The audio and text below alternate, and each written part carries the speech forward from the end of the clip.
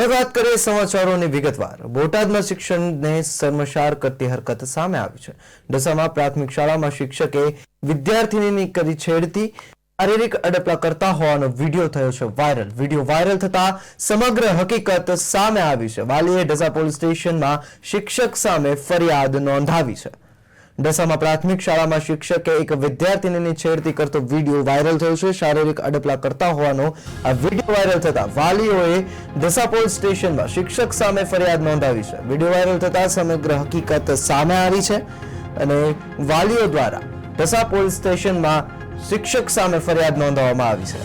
બોટાદમાં શિક્ષણ જગતને શર્મસાર કરતી આ હરકત સામે આવી છે। ઢસામાં પ્રાથમિક શાળામાં શિક્ષકે વિદ્યાર્થીનીની છેડતી કરી હકીકત સામે આવતા વાલીએ ઢસા પોલીસ સ્ટેશનમાં શિક્ષક સામે ફરિયાદ નોંધાવી।